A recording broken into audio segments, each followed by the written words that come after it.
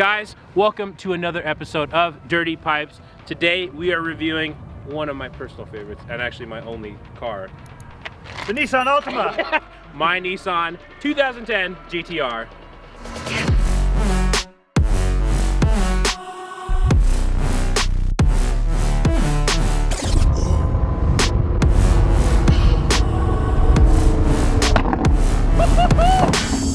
It's gonna be a good one. I'm actually super stoked. We've been talking about this for a while. We've been piecing together everything with this car, and it is finally dialed in and ready to go. All thanks to like 30 different people who've helped on putting this car together. It has been a huge improvement. It's pretty awesome. Yes, yeah, from what it used to be, absolutely insane. I'm gonna talk a little bit about what has gotten done to it in the last 2.5 years, because I had this car for 2 years, nothing happened to it. Literally it was stock except for an exhaust and some injectors. Nothing happened to it. We got the new Vossen wheels. We have 1050cc injectors. We have Toyo R888s. The wheels are 20x10 in the front, 20x12 in the rear. And then we just have a bunch of full bolt-on stuff. And if you hear FBO, it means full bolt-on. You can look it up. But I don't want to go into every little piece of full bolt-on because it's all basic stuff. Exhaust, injectors. It makes cool noises and goes fast. It is just a full bolt-on GTR. It makes 620, 630 wheel, and we are going to review it because that's what we do. Yeah, we're going to go over all of our different criteria. What is it like to modify one of these? How does it drive? What is the feeling? I mean, is it worth the money? That type of deal. Is it worth the money used? I did buy it used. Yeah. I think it is. So I mean, how much money in mods do you think to get to that 610? Honestly, if you do it the right way, Speed by Design has a kit you can buy. It's like $8,000 to $10,000. So you can have a full bolt-on kit. You gain what, 150, 200 wheel horsepower? Yeah, 150 to 200 wheel horsepower is the gain. Yeah, so it's not bad Not for the power. Money. Yeah, pretty good bang for the buck. If you're not spending $100,000 on a GTR, if it's below that, I think it's totally worth it. yeah, but it's gonna be a lot of fun. Should we just drive the thing? I mean, look, people love. We're gonna these drive it. cars. We're not gonna talk about it. We're not doing features. We're We're not doing that technical. bull crap. Yeah, we're just gonna driving make this fun thing. of it the whole I was time. gonna say, let's put that owner manual away. Yeah, Let's get exactly. this thing out on the road. Yeah, and we're gonna drive it. show why so many people love this car, because this is a car that has turned more heads than any car I've ever been in. It's insane. It's Probably a weird one amount of of the most heads. popular cars in the last decade. 100%. For what it is, it's Yeah. insane.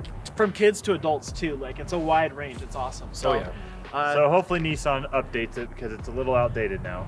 Yeah, for the last 10 years, Yeah. The Nissan. technology, Let's step it up a little bit. It's great, but it's a fast car. yeah, $187,000. Come on, let's get real. let's try something different here. But let's jump into it.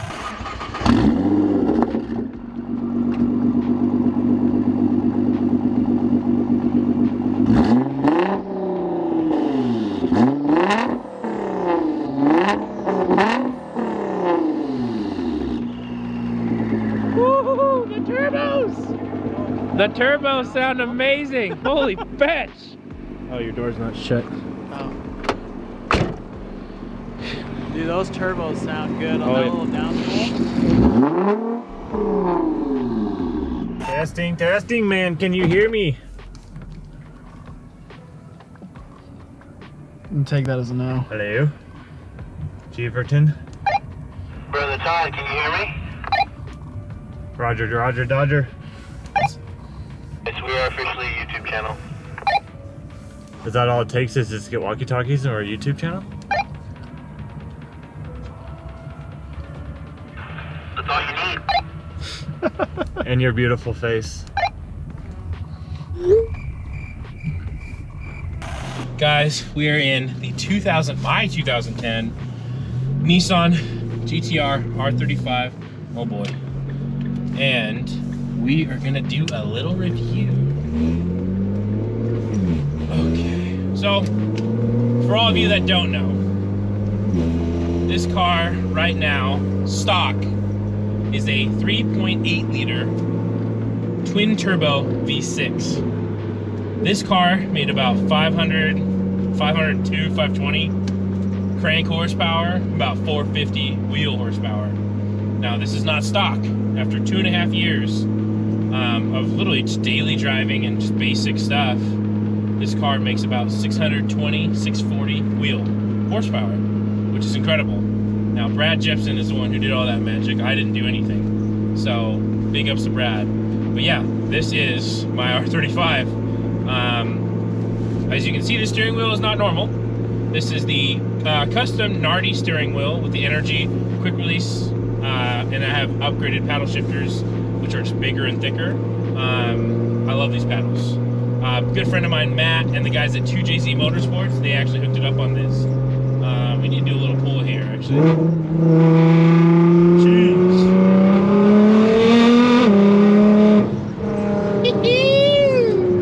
Oh my gosh. Holy moly. It's been a long time coming. I love this car. I love everything about it. This was my first dream car that I wanted to have. And I made sure that I worked as hard as possible to get that. It's crazy because see how far this car came. I bought this car thinking I was gonna have like mods instantly day one. This shit is expensive. I don't care who you are. All the GTR dudes, if they ever end up seeing this video, which might not even be possible, but if they do see this video, hopefully I don't get roasted because those guys are vicious. But this car is incredible for what it is, an incredible platform to build off of. Can you daily drive it? That is the big question I get. Can you daily drive it? You know, can you do all this stuff? Yes. I have literally been daily driving this for the last 2.5 years. I have almost 82,000 miles. That being said, are there downs to having this car? Yes. This car is not perfect. Could this car be better? Those guys are right next to me. Could this car be better? Of course it could be. I don't like the interior, right? I think maybe to hit that price point for Nissan, the interior was just something that just was no, I don't know. Maybe they had to make it cheaper so like be more affordable. I don't know. But the interior sucks. I don't care who you are. This interior is cheap. It's a Nissan Maxima. You've heard it before. That's it. That's what it is. It's disgusting. It's not disgusting. Could it be better? Of course it can. But interior, not so hot. The ride quality of this thing, it's okay. Now I do have upgraded Ohlin and track and speed DPV or DPF or whatever it's called. I think it's DPV. I have the upgraded coils. Big thanks to Zane Lindsay on that one. Actually hooked those up big time. The car actually surprisingly runs a lot better. I don't have the stock suspension set up. I do love these coils. I do have it set on the roughest, or I guess the stiffest mode, and that's why I ride so stiff. So, I mean, suspension before, it's okay. It is okay suspension. It is not a luxurious ride. You know that. If you're getting one, do not think it's luxurious. Nothing about this car is luxurious at all. If you get a 2017, there might be a little bit of luxury in there, but this car is not luxurious. Just remember that, okay? That is my word to you. It is not luxurious. Is it a nice car? Is it gonna snap everybody's neck because it's an R35? Yes, it has the legacy behind it. It is legit. Like, that is the whole reason I got this car. My business partner, Chris, and I got this car literally to boost up some of our businesses and to get us going. It has served its purpose, and I love this. Oh, it's so awesome. In a nutshell, I mean, the car's fast as balls. That is a fact, right? I'll do a little pull here. I don't want to do it around the corner so I die. Let's see here. Jeez Louise. It is so fast. It never gets old. How fast you can get to 120 miles an hour from nothing. Yeah, you go like 30. It's like, all right, cool. Like, no problem. Downshifts are Monet. They are one of my favorite parts of this car. I love the downshifts. I gotta do it. I gotta do downshift. I'm not gonna talk about it. Come on. You're not telling me that's butter? Get out of town. Oh, it is so nice, the shifts on here.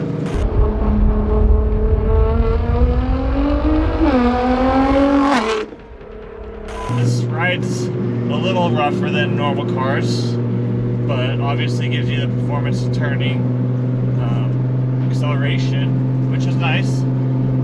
But if you just want a nice daily driver, this might be a little rough for some people.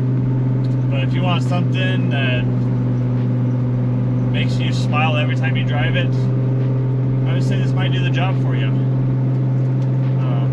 I don't know how reliable this vehicle's been for Jeevz, but I know he's put a lot of time and effort in it to make it look better, show us some love, which he's done a big improvement with. But overall, I mean, seat's comfortable. It's a little loud in here. I think if you got the rear seats back in, it deadened some of the noise, definitely. As you can see, I bounce around a ton. And it makes cool noises.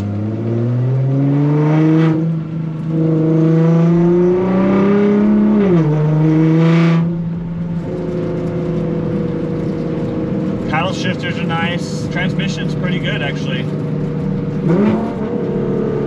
Some nice upshifts there.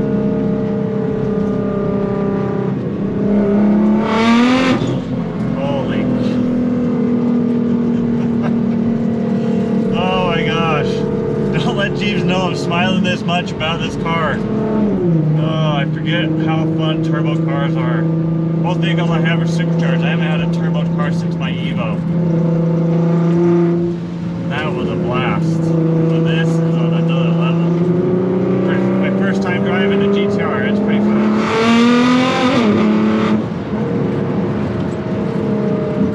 Fourth gear, I'm losing traction in an all-wheel drive car. It's absurd.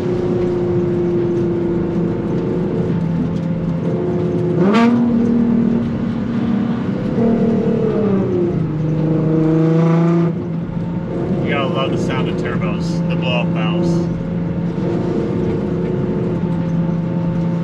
So overall, I mean, this car, comfortability, drivability, like daily drivable, I mean, I can get away with it, maybe like a 6. Other people might not be so forgiving on their ride harshness, but I will overlook that every day with how fast this thing is. Because the smiles and the just sheer shock of how fast it is outweighs the ride stiffness. 100% raw. What do you think of the GTR? Honestly, it was an amazing car when it first came out. It was impressive, the numbers and what it could do. But like I said, it's kind of outdated now. 100%. Everybody's way past them. So it'll be interesting to see what they come out with, because it was a fast, iconic car. It's kind of fading into the background. So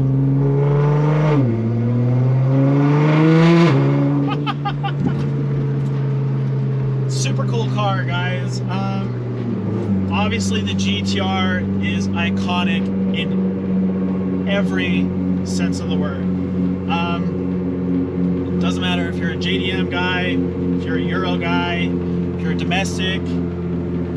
These cars, you know what they are, you know what they're capable of. Now, obviously Nissan definitely set the tone way back in the day for the GTR brand, and they completely changed the game with the R35. Back when this car first came out, it was insane. The capabilities it had from a manufacturer like Nissan was absolutely bonkers.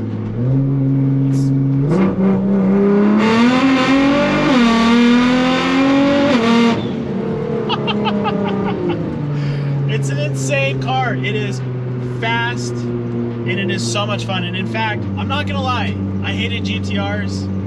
I thought they were just an expensive computer, which they are to a lot of extent, but I didn't really care for them. I was just like, it's another Japanese car that sure is fun, but it's a V6 twin turbo, like how good could it be? And I'll tell you what, I was shocked. It is absolutely insane. The all-wheel drive and the capabilities. I mean, if you're looking to build one for a few grand, the horsepower gains that you can get out of it and still be a pretty good, reliable car is absolutely insane. I think this would be a fun car to be a daily driver. Now, would I daily drive a car like this? Probably not. I would say this would be more of a weekend car, or I want to go out and have some fun, go cruise State Street, jump on the highway, do some pulls. that sort of thing. But as a daily driver, I would not put it up there. It's not uncomfortable, but a couple hours after driving this, you're going to start to feel the little weird nuances about this car, which it wasn't really, I don't think, made to daily drive. It's a track monster. The handling is insane. The power's up there. But, yeah, I don't know. I would not daily drive this, personally. Alrighty guys, that wraps up our thoughts on my Nissan GTR 2010 full bolt-on. We're gonna jump right into it. We're jumping into comfort. Now, disclaimer, I know you guys already know this, but this is one of our more modified cars, so it's gonna be a little bit different now because this is our first time actually doing this. So in comfort, we gave it a 6 out of 10. For obvious reasons, it is not very comfortable. The seats are comfortable, but the ride quality is not very comfortable. I had the Ohlin's coilovers on there. It was good for a little bit, then I don't know what happened, but it just dramatically changed and it was not the best thing in the world. Gave that a 6 out of 10. Now jumping into the daily driver category. You can daily drive this car pretty much all day. As long as you take care of it, you're solid. But the problem is, if you're okay with getting a vasectomy every time you hit a pothole, and because you're in Utah, that happens every day. If you're okay with getting a vasectomy once a day, that's totally cool because that's what's gonna happen. So we gave that a 7 out of 10. Not the best, it's okay. Now jumping into the fast category. That is getting a 9 out of 10, no problem. These cars are beast. Full bolt-on is not that hard. I mean, shout out to Brad at PPC. He's the one that made this thing so beast. The flames are amazing. It's iconic for that reason. Gave it a 9 out of 10. GTRs are literally out of this world. They're insane. Now for styling, I know a lot of you guys love GTRs, guys and girls love GTRs. I love that. I love them too, but they are not that good looking. I mean, wide body it, sure, probably looks way better, but just the way it looks stock, maybe a little bit of wing and side skirts, still pretty ugly. If it was a 2017, probably look way better. So we gave that a 7 out of 10. Now jumping into the last category, functionality. Modifying these cars definitely pulls down functionality a little bit. I took out my back seats for a little bit, which was kind of useless. I mean, it was useful at the time, but I put them back in. They're basically useless seats, so you don't really use them for groceries, I guess. The trunk space is pretty good. You can fit a couple golf clubs back there, which is actually surprising for a car like that. It's pretty impressive. Now doing full bolt-ons and shooting flames, your gas mileage is going to get murdered. Not very good. And so that all those things kind of go into it. Drops it down to a 7 out of 10, which is an overall score of a 36 out of 50. So we got to start putting these things up in our scoreboard because we've reviewed a couple of cars now. We got to compare them and see what they look like. But 36 out of 50, what do you guys think? What would you have put on our categories? Comment down below. Drop what you have put. Do you agree with the rating we gave the GTR? All my GTR owners, what do you guys think? Was that honest? Let us know. Hopefully you will enjoy the next review when we do a 2017, which could be a little bit different. So stay tuned. We love you. Comment, rate, subscribe, and we'll see you in the next video. Take care. Guys, there you have it. The review of the 2010 Nissan R35 has come to a close. What do you guys think of the review? Was it fair? Could we have done better? What do you think? Would you guys like? Were you guys pretty honest about it?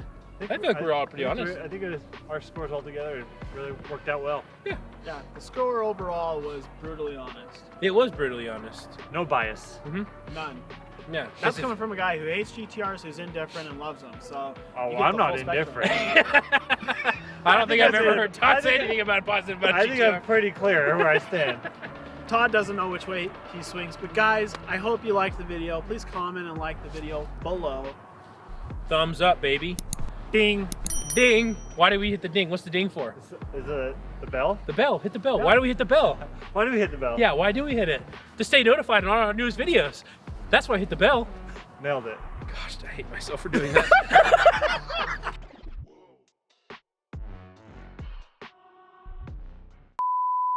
I'm in the same spot, so I'm just gonna keep doing what I was doing, and we'll just pick up from there. Yeah. Go, Brayden. Oh yeah, come on, Brayden. Take it away. Tell me why.